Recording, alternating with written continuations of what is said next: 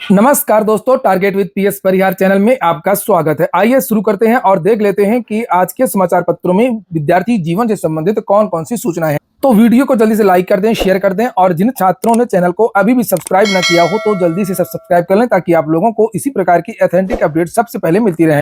आगे बढ़ने से पहले एक सूचना है उन विद्यार्थियों के लिए जो विद्यार्थी किसी भी प्रतियोगी परीक्षा की तैयारी कर रहे हैं। किसी भी प्रतियोगी परीक्षा के लिए सबसे महत्वपूर्ण चीज होती है मॉक टेस्ट, जिससे पता चलता है कि आपकी तैयारी किस प्रकार से चल रही है। और उसके लिए यहाँ पर सबसे बड़ा प्लेटफॉर्म है टेक्स्ट बुक, जिससे आप यहाँ पर देख सकते हैं। एक समर सक्सेस सेल यहाँ पर चल रही है जिसकी लास्ट डेट 16 मई है। इसके बारे में मैंने कल भी आप लोगों को जानकारी दी थी। और इन लोगों का जो ईयरली पास हुआ करता है, जिसमें 700 से ज्यादा भर्तियों के लगभग 70,000 से ज्यादा मॉक टेस्ट आपको मिलते हैं, वो भी 12 भाषाओं में। उस ईयरली पास की जो कीमत है वो मात्र 307 रुपए कर दी गई है। चाहे आप SSC, UPSI, UP police, UP PCS किसी भी भर्ती की तैयारी कर रहे हैं, सारे सारे मॉक टेस्ट आपको 1 साल के लिए मिल जाएंगे। इसमें भी अगर आप लोग एक कोड लगा देंगे TWP, तो आप लोगों को इसमें भी 12% की एक्स्ट्रा छूट मिल जाएगी। तो लिंक मैंने डिस्क्रिप्शन बॉक्स में दे दिया है, आप लोग जल्दी जाकर के इस ऑफर का लाभ ले सकते हैं।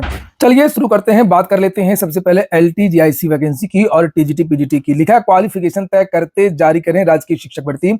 लोक सेवा आयोग को मिल चुका है 6000 रिक्त पदों के सापेक्ष अधियाचन। नए चयन आयोग को करानी है TGT PGT और असिस्टेंट प्रोफेसर भर्ती। लोकसभा चुनाव आचार संहिता खत्म होने के बाद तुरंत राज्य शिक्षा सेवा चयन आयोग की प्रशिक्षित स्नातक शिक्षक एवं प्रवक्ता संवर्ग तथा असिस्टेंट प्रोफेसर भर्ती परीक्षा कराए जाने की मांग प्रतियोगियों ने की है और इन दोनों भर्तियों के लिए आवेदन भी लिए जा चुके हैं, लेकिन परीक्षा भी नहीं कराई गई।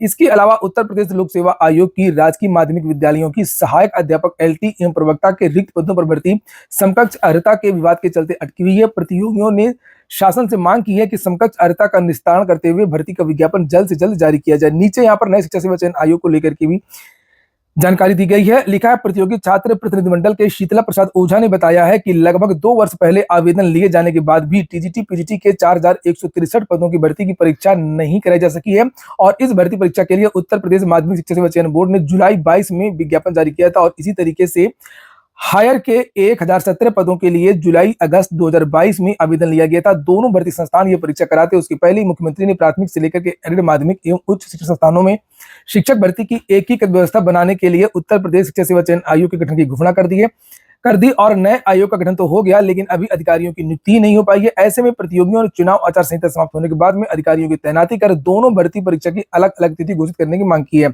इसके साथ ही राजकीय माध्यमिक विद्यालयों की शिक्षक भर्ती के लिए समकक्ष अर्हता विवाद निस्तारण कर लोक सेवा आयोग को पत्र भेजने की मांग की है, जिससे कि GIC LT एवं प्रवक्ता के करीब 6000 अधियाचित पदों पर भर्ती के लिए विज्ञापन जारी हो सके। राज्य विश्वविद्यालय प्रवेश के लिए 15 मई से आवेदन शुरू हो रहे हैं, यानी कि आज से। लिखा प्रोफेसर राजेंद्र सिंह राज्य विश्वविद्यालय परिसर में संचालित स्नातक एवं परास्नातक के पाठ्यक्रमों में प्रवेश के लिए ऑनलाइन आवेदन की प्रक्रिया 15 मई से शुरू होगी। आवेदन की अंतिम तारीख 30 जून निर्धारित की गई है। अगली जो सूचनाएं हैं वो उत्तर प्रदेश लोक सेवा आयोग की हैं। लिखा है लंबित भर्तियों की तिथि पर निर्णय न होने से ऊहापोह में प्रतियोगी छात्र। इधर लोक सेवा आयोग जुल्म पर जुल्म कर रहा है और दूसरी तरफ नया जो शिक्षा सेवा चयन आयोग है, नए शिक्षा सेवा चयन आयोग की बात तो समझ में आती है, लेकिन ये लोक सेवा आयोग क्या कर रहा है। लिखा है कि उत्तर प्रदेश लोक सेवा आयोग ने मार्च और अप्रैल में प्रस्तावित 5 परीक्षाएं स्थगित की थी, जिनकी तिथि अब तक घोषित नहीं की गई है। वहीं आयोग ने पेपर लीक मामले में निरस्त की गई RO-ARO प्रारंभिक परीक्षा की पुनर्परीक्षा की तिथि पर भी कोई निर्णय नहीं लिया है। स्थिति स्पष्ट न होने से परीक्षाओं के लिए आवेदन करने वाले प्रतियोगी छात्रों में ऊहापोह की स्थिति है। कई प्रतियोगी छात्रों को PCS प्रारंभिक परीक्षा के साथ RO-ARO प्रारंभिक परीक्षा में भी शामिल होना है और उन्होंने दोनों परीक्षाओं के लिए आवेदन किया है। ज्यादातर विद्यार्थी यही करते हैं, जो भी विद्यार्थी PCS की तैयारी करते हैं वो RO के लिए भी आवेदन करते हैं। लेकिन किस परीक्षा की तैयारी विद्यार्थी पहले करें, इसे लेकर के प्रतियोगी छात्र असमंजस की स्थिति में। अभ्यर्थी चाहते हैं कि आयोग लंबित भर्तियों के आयोजन को लेकर के शीघ्र निर्णय ले ताकि योजनाबद्ध तरीके से परीक्षाओं की तैयारियां शुरू कर सकें। 11 फरवरी 2024 को भी समीक्षा अधिकारी और यही सब बातें यहाँ पर लिखी जो शासन ने निरस्त कर दिया था। लिखा है कि हालांकि आयोग ने परीक्षा निरस्त करने से संबंधित भी कोई नोटिफिकेशन अब तक जारी नहीं किया है कि RO का जो पेपर है वो रद्द हुआ है और ना ही यह स्पष्ट किया है कि पुनर्परीक्षा कब कराई जाएगी। इस घटना के बाद आयोग ने मार्च और अप्रैल में प्रस्तावित 5 परीक्षा की जो तारीखें हैं वो स्थगित कर दी थी। तो ये सोचने वाली बात है कि आखिरकार चल क्या रहा है। वहीं पर बिहार में 18 से लेकर के 29 तारीख तक जो STET का एग्जाम होने जा रहा है और उत्तर प्रदेश और बिहार कई राज्यों में इसी तारीख में चुनाव भी हैं। तो इसके लिए युवा मंच की तरफ से पत्र भी लिखा गया है। मैंने कल वीडियो भी बनाया था।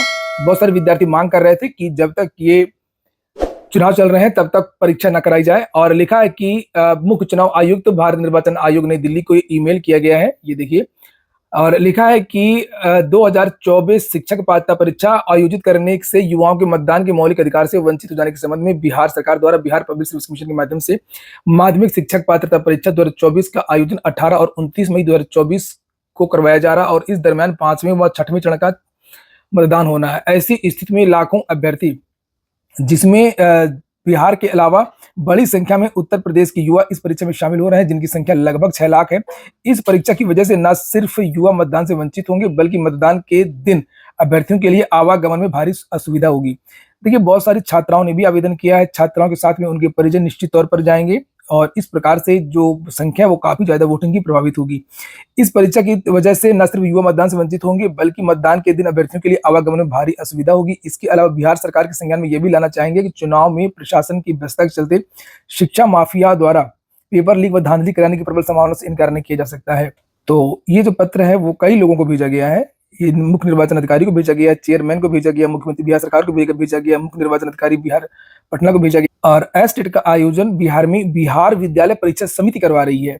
चलिए, अगली तो सूचना है यूपी SSSC की है। वन रक्षक भर्ती में नेगेटिव मार्किंग होगी। कल यूपी SSSC ने एक नोटिस जारी की थी। मैंने कल उसके बारे में वीडियो भी बनाया था। आप लोगों ने बदलाव देखा होगा कि परीक्षा का जो प्रारूप है वो किस तरीके का था, जिसमें से आपने देखा होगा कि 50 जो क्वेश्चन है वो विषयगत पूछा जाएगा, आपके वर्किंग से संबंधित, वन्य जीव अभयारण्य इत्यादि से संबंधित, और इसी प्रकार से मैथ और बायो के भी 15 क्वेश्चन पूछे जाएंगे। यूपी स्पेशल भी पूछा जाएगा, कंप्यूटर भी पूछा जाएगा। तो ये एक सिलेबस कल जारी किया गया है और उसी के बारे में जानकारी दी गई है। लिखा है कि कुल 100 प्रश्न होंगे और 2 घंटे का समय विद्यार्थियों को दिया जाएगा। तो बहुत ज्यादा बदलाव नहीं है। हालांकि सभी को पता है कि जो भी स्पेशल भर्तियां होती हैं तो उसमें इसी प्रकार का सिलेबस रहता है।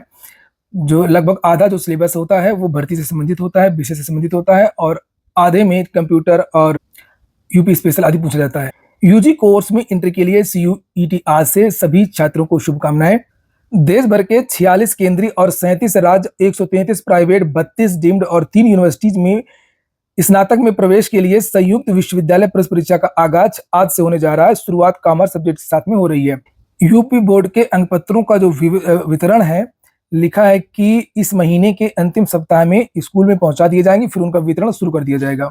CAPF-SI की अंतिम उत्तर कुंजी जारी कर दी है, तो विद्यार्थी जाकर के इसे देख सकते हैं। इसका अंतिम परिणाम 5 अप्रैल 2024 को जारी किया गया था। 1865 विद्यार्थियों का चयन हुआ था।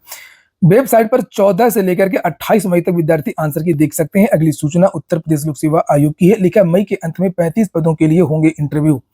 लोक सेवा आयोग की एक और सूचना है। लिखा है उत्तर प्रदेश लोक सेवा आयोग जियोलॉजी एंड माइनिंग विभाग में असिस्टेंट केमिस्ट, माइंस ऑफिसर और असिस्टेंट ड्रिलिंग ऑफिसर के पद पर हुई सीधी भर्ती के साक्षात्कार में शामिल अभ्यर्थियों के प्राप्तांक एवं कट ऑफ अंक मंगलवार को जारी कर दिए। दिल्ली में आज नहीं होगी CUET UG की परीक्षा। लिखा है कि आज यानी कि 15 मई की परीक्षा दिल्ली में स्थगित कर दी गई है। दिल्ली के किसी भी केंद्र में बुधवार को परीक्षा नहीं होगी। स्थगित होने वाली परीक्षा अब 29 मई को आयोजित की जाएगी।